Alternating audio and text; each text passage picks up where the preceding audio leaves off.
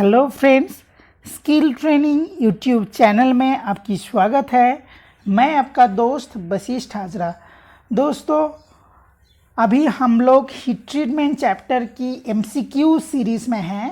ये इस सीरीज़ की 5th वीडियो है जहाँ पे हम लोग हीट ट्रीटमेंट चैप्टर को डिस्कशन करते हैं।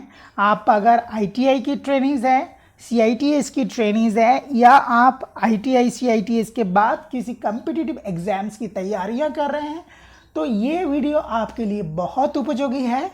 आपने अगर पूरा तैयारी करना चाहते हैं trade theory and other subject की, तो मेरे चैनल की प्लेलिस्ट में जाइए और वहाँ से अपना पसंदीदा वीडियो देख लीजिए। अगर आप मेरे चैनल पे नए हैं तो मेरे चैनल को प्लीज़ सब्सक्राइब कर लीजिए, ताकि आपका जो तैयारियां हैं वो बिना रोके टोके चलते रहे। चलिए शुरू करते हैं। ऊष्मा उपाचार विधि एनेलिंग क्यों की जाती है? आपको पूछा जा रहा है कि एनेलिंग क्यों किया जाता है। तो एनेलिंग किया जाता है किसी हार्ड मेटल को सॉफ्ट बनाने के लिए, उसका मेसिनेबिलिटी को बढ़ाने के लिए। देखो यहाँ पे ऑप्शन कौन सा सही है, और ऑप्शन बी सॉफ्टनेस बढ़ाने के लिए। सॉफ्ट होगा तो क्या होगा कि मटेरियल मेसिनेबल होगा, हम लोग उसको आसानी से मेसिनिंग कर सकेंगे। तो right answer option number B. Ferrite और सीमेंटाइट का मिश्रण क्या होता है? दोस्तों, ये जो लोहे का जो माइक्रो कॉन्स्टिट्यूटेंट है और इसको माइक्रो स्ट्रक्चर बोलते हैं। आपको पूरे हीट ट्रीटमेंट को समझने के लिए इस माइक्रो स्ट्रक्चर की ज्ञान आवश्यक है। ठीक है, ये सारे जो ग्रेन स्ट्रक्चर है इसके बारे में आपको मालूम होना चाहिए। ठीक है, इसके लिए मैं आपको एक वीडियो बना के दूंगा। ठीक है, तो आप लोग इसको क्लियर कर लीजिएगा। तो फेराइट और सीमेंटाइट का जो मिश्रण है उसको बोलता है पेरलाइट। ठीक है, इट इज़ द पेरलाइट क्या है? It is the lamellar mixture of cementite in the ferrite matrix. मतलब सीमेंटाइट जो होता है ये लैमेलर होता है। मतलब मान लो आपकी बाल्टी में एक पानी है, उस पानी के अंदर में आप कांच का प्लेट को ठीक है घुसा दिए हो, तो आपको बाहर से क्या दिखेगा? एक लेयर पानी रहेगा और एक लेयर कांच रहेगा। तो पेरलाइट जो होता है बिल्कुल इस प्रकार का होता है। तो पेरलाइट का बारे में बोलता है, it is the lamellar mixture of cementite in the ferrite matrix. तो फेराइट और सीमेंटाइट का जो मिश्रण है उसको पेरलाइट बोलते हैं। यहाँ पे भी टेम्परेचर वाला एक क्वेश्चन है। ये टेम्परेचर वाला क्वेश्चन जो है आपको इसको थोड़ा कहते हैं मेमोराइज करना पड़ेगा, फिर मेरे साथ धीरे धीरे इसका अंडरस्टैंडिंग होगा तो आपको ये पूरा समझ में आ जाएगा। क्वेश्चन है, हार्डनिंग करते समय हाई कार्बन स्टील का लोअर क्रिटिकल तापमान होता है। तो ठीक है, आप लोग जानते ही होंगे कि मैंने आपको पहले भी बताया, जो लोहे का किसी भी कॉम्पोजिशन के लिए उसका लोअर क्रिटिकल टेम्परेचर हमेशा फिक्स होता है। चाहे उसमें 2% कार्बन रहे, चाहे 3%, 4% और 0.2%, 0.3% और 1%, कितना भी कार्बन रहे, ठीक है, उसका लोअर क्रिटिकल टेम्परेचर हमेशा एक ही होता है, जो है 723 डिग्री सेंटीग्रेड। बट कॉम्पोजिशन के अकॉर्डिंग उसकी अपर क्रिटिकल टेम्परेचर वेरी करता है। आप लोग अगर इसको अपने अगर आयरन कार्बन इक्विलिब्रियम डायग्राम को स्टडी करेंगे तो इसका एक क्लियर अंडरस्टैंडिंग हो जाएगा। और अपर क्रिटिकल टेम्परेचर और लोअर क्रिटिकल टेम्परेचर का बीच में जो जगह होता है, जो स्पेस होता है, उसको बोलते हैं क्रिटिकल रेंज। ठीक है,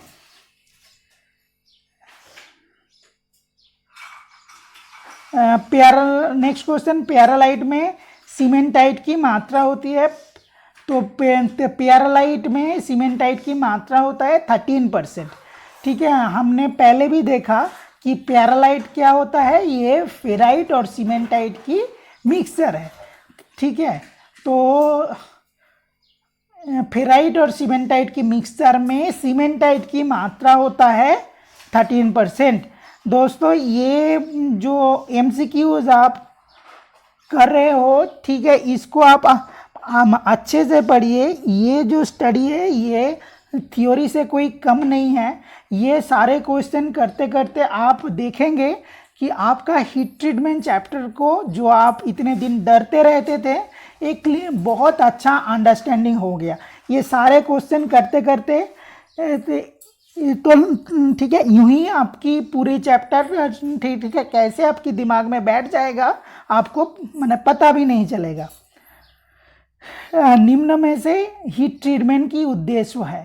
तो ठीक है, हीट ट्रीटमेंट का मुख्य उद्देश्य क्या है? ठीक मैंने हीट ट्रीटमेंट का जो ऑब्जेक्टिव है ये बहुत सारे हैं, ठीक है, मगर इसका जो मेन ऑब्जेक्टिव है वो है स्टील की यांत्रिक गुणों को बदलना। तो मतलब alter the mechanical properties of the material, मतलब कोई मेटल हार्ड है उसको सॉफ्ट बनाना, सॉफ्ट को हार्ड बनाना, हार्ड मेटल की टफनेस बढ़ाना, ये हीट ट्रीटमेंट का मुख्य उद्देश्य है। ठीक है, तो ऑप्शन नंबर ए।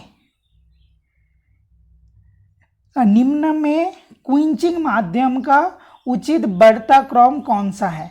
तो क्विंचिंग मीडियम जो है वो बहुत सारा होता है। तो आपको पूछ रहा है इसका बढ़ता क्रम, मतलब किसमें क्विंचिंग धीरे धीरे होता है और किसमें क्विंचिंग तो मतलब तेजी से होता है। यहाँ पे जो सारे ऑप्शन दिया है इस ऑप्शन को आपको बहुत ध्यान से देखना पड़ेगा और मन ही मन में आपको एनालाइज करना पड़ेगा।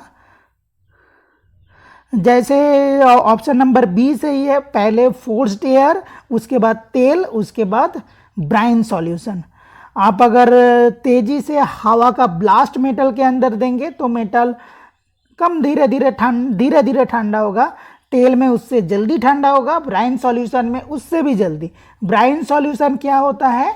ये ठीक है नमक का घोल, और कहते हैं नमक को अगर किसी टेम्परेचर में रखेंगे तो वो माने पिघल जाएगा, उसको ब्राइन सॉल्यूशन बोलते हैं।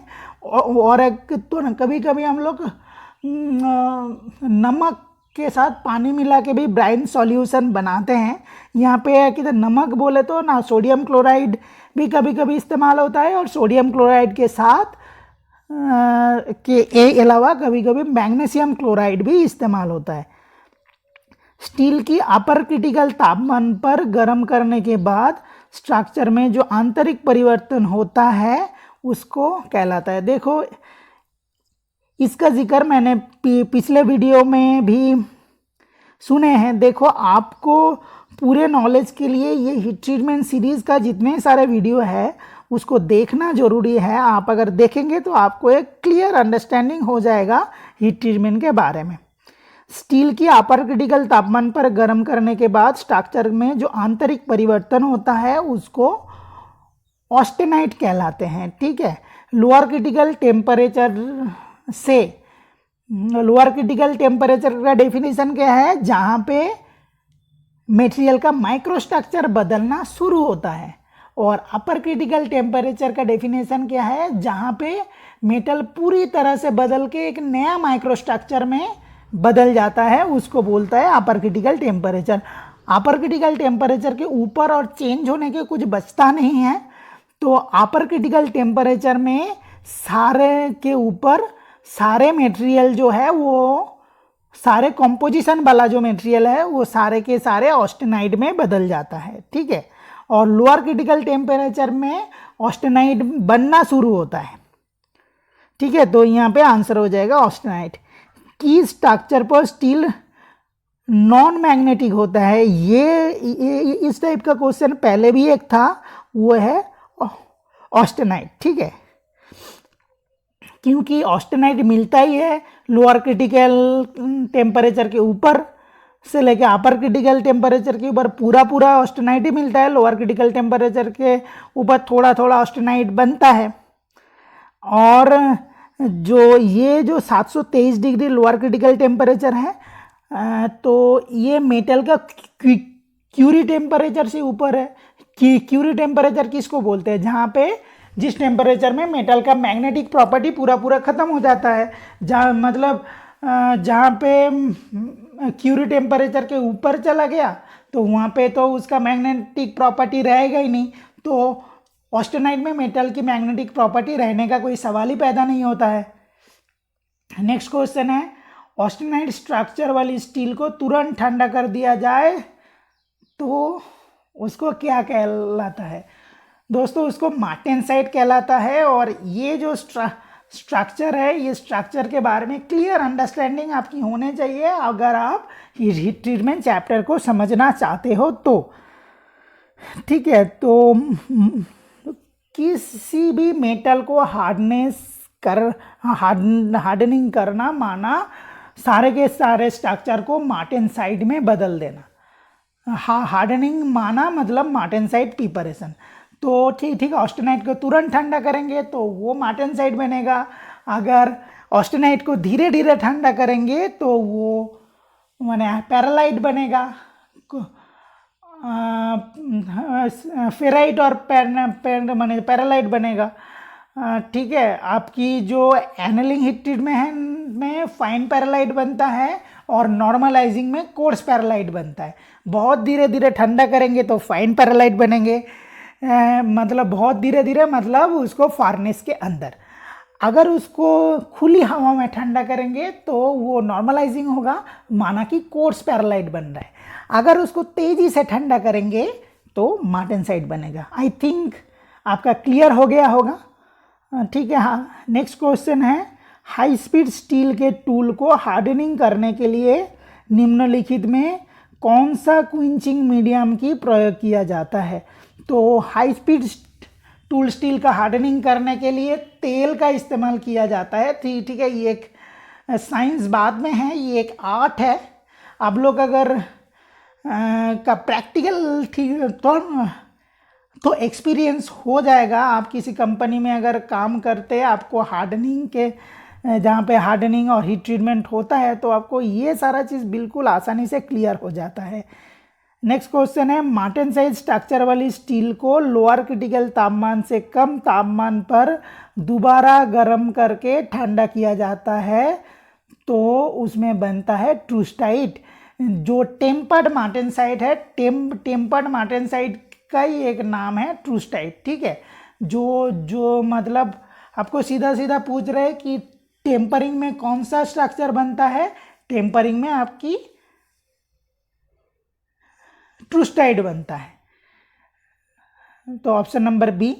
नेक्स्ट क्वेश्चन है, हार्ड की हुई स्टील की कंपोनेंट को टेम्परिंग करने का निम्नलिखित में से कौन सा उद्देश्य है?